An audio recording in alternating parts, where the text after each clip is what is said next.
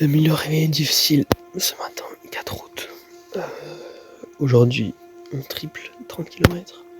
Petit déjeuner, il est actuellement 5h, on part dans 15 minutes. Là, Sophie et sa cheville. Elle s'est tordue la cheville. Et elle est toujours là. Les Suisses sont fous. Je t'ai ébloui, mon Lolo. Salut, beau gosse. Jour 4. Le seul jour où on est parti de nuit, à la frontale. Le réveil était dur mais bon, le lever de soleil était tellement beau qu'on a vite oublié la fatigue.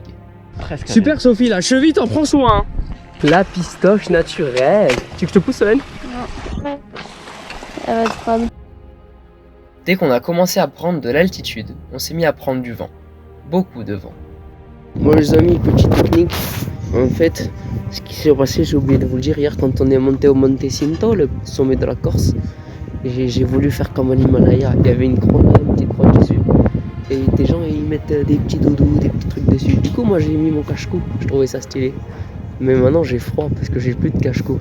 Du coup je prends mon t-shirt sale de la veille et je le mets comme ça. Tout le monde avait froid, mais bon, tant qu'on n'a pas de la pluie, on va pas se plaindre quand même. En plus, on a rencontré plein d'animaux sur cette étape, c'était sympa. Une pensée quand même à Dory, l'âne qui porte 25 kg sur le dos alors qu'il n'a rien demandé. Coucou la vache, fais coucou à Gabin.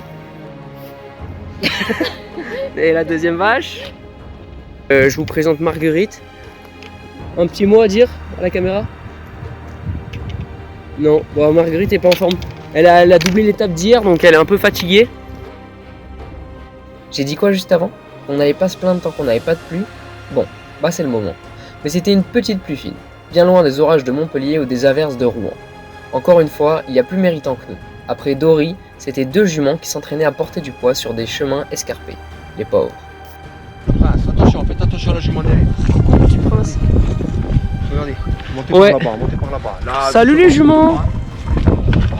Doucement, doucement, doucement, ne bouge pas. Pour finir sur cette longue journée de 32 km, on est passé par le lac de Nino et ses Pausines. C'est des petits carrés de pelouse bien verdoyantes, morcelés de trous d'eau, où on y trouve de nombreux chevaux sauvages, vaches et taureaux qui viennent s'y abreuver. Actuellement pas très serein quand même. Il faut le dire. Mais vraiment pas trop serein.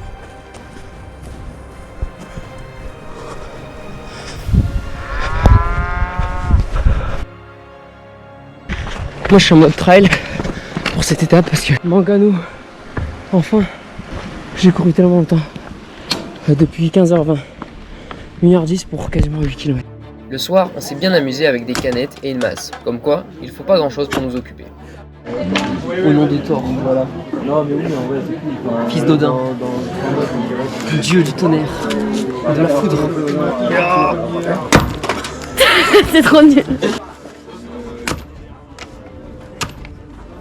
Ça a pas trop marché hein. Oh la vache, moi j'ai fait un. Oh mamie. Jour 5. Réveil à 6h car c'est une journée tranquille donc on s'accorde une grasse matinée. Oui, lever 6h c'est une grasse matinée sur le GR20. Il a plu et il a fait assez froid dans la nuit, encore un réveil difficile. Voilà, ça monte bien droit haut comme elle dit Sophie. C'est quoi ton prénom déjà? Grégoire. Grégoire, voilà, je vous présente Grégoire. On attaque d'entrée avec un petit col, mais quelle récompense à l'arrivée. On tombe sur deux lacs magnifiques qu'on a ensuite contournés par une arête. Après une pause pâte de fruits, on a retrouvé les nuages jusqu'à la fin de l'étape, mais toujours une super vue sur les lacs. On fait alors une pause repas, et devinez qui on croise. Une Razzia Vaccina Corsa, une très jolie vache corse. Non, je déconne, Check c'est me. bien Ahmet et Renzo qu'on a retrouvés. Renzo. C'était que pour un bout de la journée, mais quel bonheur de les revoir.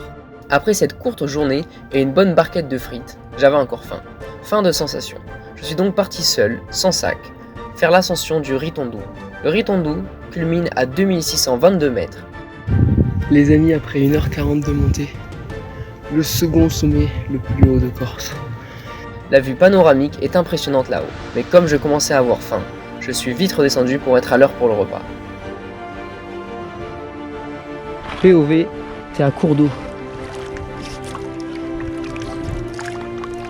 Après un bon repas, on est allé dormir, aux côtés des chevaux.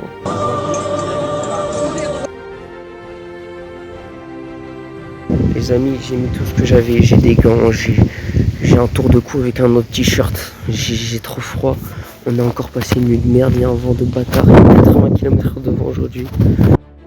Jour 6. Ce matin, on est parti à nouveau avec Sophie, toujours là malgré sa cheville fragile, et Hubert, un franco-suisse de 26 ans qui fait le GR en solo. D'ailleurs, je vous ai toujours pas présenté le groupe de départ, alors mieux vaut tard que jamais. On s'est lancé dans cette aventure à 4. Solène, que j'ai connue au triathlon quand j'avais 10 ans, Anaïs, rencontrée aussi grâce au triathlon il y a 5 ans, Thomas, le copain d'Anaïs qu'on a rencontré il y a 1 an, et moi, évidemment, Léo, 22 ans aujourd'hui d'ailleurs. Non, tombe pas Marguerite. On y va Marguerite? Allez, on y va. Mon petit bâton dans le fiac? Non, c'est pas gentil Marguerite, je rigole, on est entre nous. Margot, Marguerite, reste là. Non Marguerite, tombe pas. Elle m'a fait peur. Après ces sensations procurées par Marguerite, on a fait une pause baignade juste après la cascade des Anglais, qui est d'ailleurs surcotée selon moi.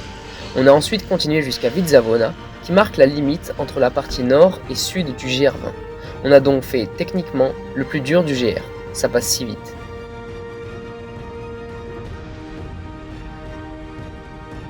Jour 7, une longue journée un peu lassante, il faut l'avouer. Pas les plus beaux paysages, ou en tout cas souvent les mêmes. Je pense que la fatigue y joue aussi. Et comme c'est moins technique que la partie nord, on fait plus de kilomètres et les journées semblent plus longues. Mais bon, ça fait partie de l'aventure. Vers 11h, on arrive au refuge des Campanelles, où on pensait manger une super pizza, mais il n'en faisait pas avant midi. Parce que oui, manger du bœuf séché et du kiri tous les midis, c'est vite lassant. On repart donc bredouille, et plus tard sur l'étape, je me suis mis à trottiner, parce que j'avais hâte d'arriver. Et j'ai rencontré Benjamin, un trailer corse très sympathique, qui m'a payé une blonda, très bonne bière corse. Ensuite, on est reparti par une longue montée jusqu'à Prati, un refuge avec une super vue où on prévoit de se lever pour le lever du soleil demain matin.